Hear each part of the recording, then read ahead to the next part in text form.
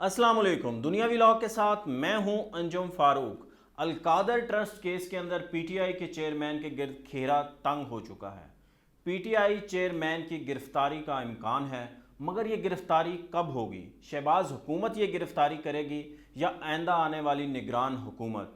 जो सिविलियंस का ट्रायल है मिलिट्री कोर्ट्स के अंदर, वो सुप्रीम कोर्ट के गले की हड्डी बनने जा रहा है। वो उसको निगल सकेगी ना उगल सकेगी, ये मामला क्या है ये भी आपसे डिस्कस करना है। और गिलगित बल्तिस्तान के अंदर पीटीआई की हुकूमत ख़त्म हुई है या ये हुकूमत ख़त्म की गई है, इस हवाले से भी कुछ ख़बरें हैं और कुछ तज़िया जो आज आपके सामने रखना है। हुकूमत ने, पीडीएम हुकूमत ने रात के अंधेरे के अंदर एक सदारती ऑर्डीनेंस, नैब सदारती ऑर्डीनेंस जारी किया है। उन्होंने अपने ही बनाए हुए कानून की नफ़ी की है, अपने ही बनाए हुए कानून को दोबारा बदल दिया है। तो उन्होंने ये सदारती ऑर्डीनेंस के अंदर क्या किया है वो आज आपके साथ मंदरजात उसके मैं कुछ शेयर करता हूँ। 99 का जो नैब ऑर्डीनेंस है उसके सेक्शन 14A, 24, 26, 28, सेक्शन 33F और सेक्शन 36 के अंदर ये तरामीम की गई हैं। ये तरामीम है क्या, और ये तरामीम पर्सन स्पेसिफिक है, और ये तरामीम अगर सुप्रीम कोर्ट के अंदर चैलेंज हो गई तो फिर क्या बनेगा? सुप्रीम कोर्ट इस कानून को कलअदम करार देगी या नहीं देगी, इस बारे में भी आपको आगाह करना है। फिल वक्त देखते हैं कि इसके मंदरजात क्या हैं। गिरफ्तार मुलज़िम को 14 के बजाय 30 दिन का जिस्मानी रिमांड पर रखा जाएगा।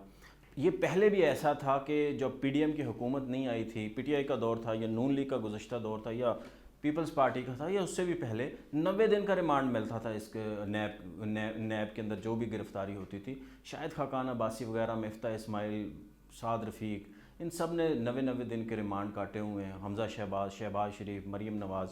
मगर फिर इन्होंने जब पीडीएम की हुकूमत आई तो उन्होंने कहा कि सारे जितने क्रिमिनल ऑफेंस हैं उसके अंदर 14 दिन का रिमांड होता है, तो नैब के कानून के अंदर 90 दिन का क्यों, इन्होंने 14 दिन का कर दिया। अब इनको लग रहा है कि शायद कोई बहुत बड़ी गिरफ्तारी होने वाली है, पीटीआई के चेयरमैन शायद गिरफ्तार हो जाएं, तो उसके लिए उन्होंने कहा कि 14 दिन के बजाय 30 दिन तो वो जिस्मानी रिमांड में रहें। शायद इसीलिए उन्होंने ये पर्सन स्पेसिफिक जो है ऑर्डीनेंस लेके आए हैं। नैब को इंक्वायरी के दौरान मुलज़िम को गिरफ़्तार करने का इख्तियार हासिल होगा। इंक्वायरी स्टेज पे भी ये गिरफ़्तारी हो सकती है, हत्ता कि जब पिछले दौर में नून लीग के जब इंक्वायरी स्टेज पे गिरफ़्तारियाँ होती थी, सबकी हुई हैं। शहबाज शरीफ साहब ख़ुद पकड़े गए हैं, आसन इकबाल साहब, मिफ्ता इस्माइल, शाहिद खाकान, साद रफ़ीक, बाकी लोग सारे इसी स्टेज पे पकड़े गए हैं।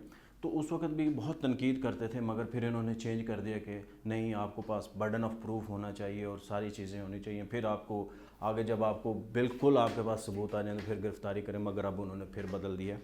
चेयरमैन नैब को तफ्तीश में अदम तावन पर मुलजमान के वारंट गिरफ्तारी जारी कर सकेंगे। चेयरमैन नैब को भी अब उसके इख्तियारात बढ़ा दिए हैं, वो भी अब कर सकेंगे। वो पहले भी करते थे, पीटीआई के दौर में भी वो कर सकते थे। ये सारी गिरफ्तारियां चेयरमैन नैब ने ही उसको की थी, मगर उसको ज़ाहिर है अब फिर उन्होंने उसको इख्तियार वापस ले लिया था, मगर अब फिर उनको बहुत ज़्यादा दे दिया किसी को। हाँ, ये बड़ा अहम है, किसी को कोई फ़ायदा पहुँचाने के बदले ताइफ लेना जुर्म तस्वर होगा। ये वही इल्ज़ाम है जो अलकादर ट्रस्ट के अंदर 190 में जो मिलियन पाउंड का केस है उसके अंदर यही है कि उन्होंने वो जो वहाँ से जुर्माना हुआ था, एनसीए ने जो जुर्माना जो पैसे पकड़े थे वो उसी साहब के अकाउंट में भेज दिए थे। तो ये, और उसके बदले में कोई ताइफ लिए थे अलकादर ट्रस्ट के अंदर, तो कुछ ज़मीन ली थी, यही इल्ज़ाम है। तो उसको भी अब स्पेसिफ़िक कर दिया, और ये भी पर्सन स्पेसिफ़िक है। मुलज़म अपनी बेगुनाही साबित करेगा और बारे सबूत मुलज़म पे होगा। उस वक्त ऐसे ही होता था कि नवाज़ शरीफ वगैरह कहते थे कि मुलज़म के पास कैसे बारे सबूत दे सकता है, अगर नैब इल्ज़ाम लगा रहा है तो नैब सबूत दे। मगर उस वक्त भी चूँकि कानून था, बाद में इन्होंने बदल दिया, मगर अब फिर इसको रिवर्स कर दिया। उस वक्त एतजाज़ हसन वगैरह, लतीफ़ खोसा वगैरह उस वक्त भी ये चीज़ों को डिफेंड किया करते थे और मियाँ नवाज़ शरीफ साहब के ख़िलाफ़ बोला करते थे इसी के ऊपर। मगर देखते हैं, वक्त बदलता रहता है। चेयरमैन नैब को मुकदमे में किसी भी शख्स को वादा माफ़ गवाह बनाने का इख्तियार भी दिया गया। अलकादर ट्रस्ट के अंदर मैं भी आपके साथ एक न्यूज़ शेयर करता हूँ कि एक बहुत बड़ी शख्सियत शायद वादा माफ़ गवाह बन जाए अनकरीब, और ये पॉसिबल है, ये उसी लिए इसके अंदर ऐड किया गया हो क्योंकि ख़बरें आ रही हैं कि इसके अंदर एक बहुत बड़ी शख्सियत वादा माफ़ गवाह बनेगी। वादा माफ़ गवाह अपनी गवाही मजिस्ट्रेट के रूबरू रिकॉर्ड कराएगा, बिल्कुल ठीक है। अगर वादा माफ़ गवाह ने अपनी बात छुपाने की कोशिश की तो उसको माफ़ी मनसूख हो जाएगी, ठीक हो गया। माफ़ी मनसूख होने के समय वादा माफ़ गवाह की गवाही के ख़िलाफ़ भी इस्तेमाल हो सकेगी, और ये बड़ा अहम है, ये अच्छा है। वैसे मुकदमा झूठा और बदनीयती पर बनाया जाना साबित होने पर मुकदमा बनाने वाले को 3 سال تک کی سزا ہو سکے گی۔ یہ ایک اچھا میرے حساب سے ہے کہ ویسے تو باقی چیز میں بھی ٹھیک ہے، مگر یہ مجھے باقی چیزیں ہیں پرسن اسپیسیفک لگ رہی ہیں، مگر ٹھیک ہے۔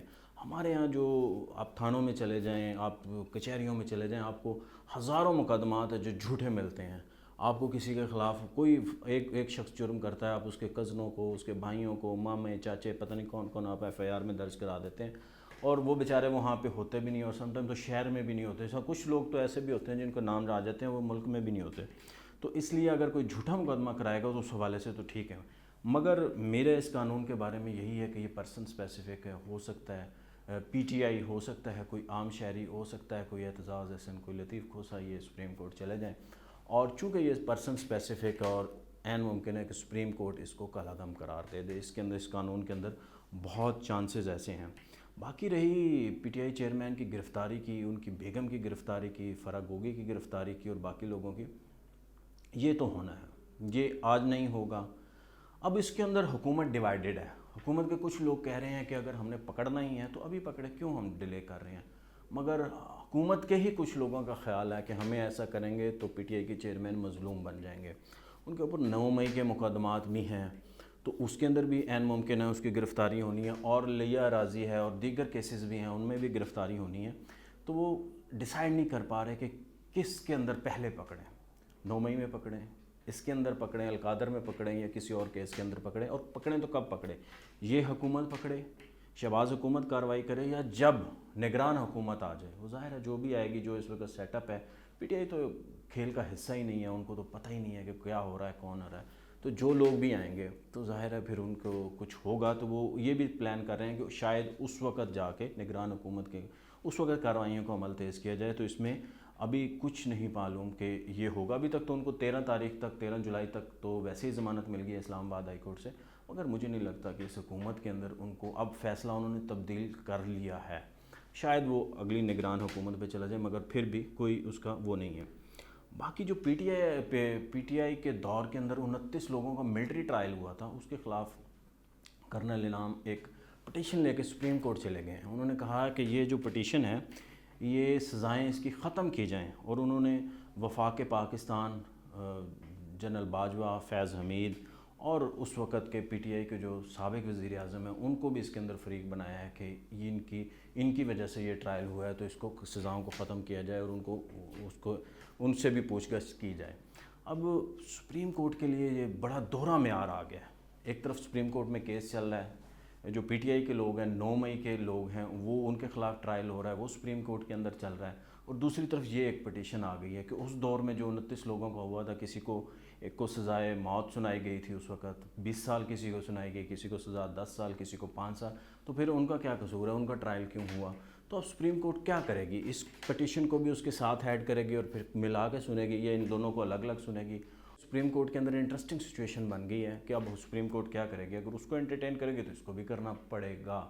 وہاں اگر جو ہے سزائیں جو ہے یا ٹرائل رکے گا تو پھر ان کے اوپر بھی کوئی فیصلہ کرنا پڑے گا۔ تو یہ میرے خیال میں بڑی انٹرسٹنگ سچویشن ہے۔ اور باقی گلگت بلتستان کی جو حکومت ہے، وہاں کے وزیر اعلیٰ کی جعلی ڈگری نکلی ہے اور وہ حکومت ختم ہو گئی ہے۔ اب مجھے نہیں لگتا، اور اس کے خلاف تحریک عدم اعتماد بھی جمع ہو گئی تھی تاکہ وہ اسمبلی نہ توڑ دیں۔ اب مجھے نہیں لگتا کہ وہاں پہ دوبارہ کوئی ایسی حکومت آئے گی جس کو تحریک انصاف بیک کر رہی ہوگی۔ جیسے ان کے ساتھ کشمیر میں ہوا ویسے ہی یہاں پہ ہوگا۔ وہاں پہ بھی اب ایک قسم کا پی ٹی آئی کا جو ہے نا صفایا ہی ہو گیا ہے۔ جیسے پارٹی ان کی پنجاب سے لوگ بھاگ گئے، جیسے کے پی سے بھاگ گئے، سندھ سے بھاگ گئے، اسلام آباد سے چلے گئے، اور کشمیر سے چلے گئے، اب وہ گلگت بلتستان کے اندر بھی جو ہے نا آخری مرحلہ تھا وہ شروع ہو گیا ہے۔ تو اب دیکھتے ہیں یہ سلسلہ کب تک رکتا ہے۔ باقی جو 9 مئی کا ہے نا، 9 مئی میں آپ کو بتا دوں عن قریب مزید گرفتاریاں ہوں گی، مزید لوگ جو چھپے ہوئے ہیں نا وہ ان کو گرفتار کیا جائے گا۔ گرفتاریوں کا دوسرا مرحلہ اب تیز ہو جائے گا، اور یہ دیکھیے کب تک ہوتا ہے۔ اور اسی مرحلے کے اندر عین ممکن ہے کہ چیئرمین پی ٹی آئی بھی گرفتار ہو جائے۔ مجھے دیجیے اجازت، اللہ حافظ۔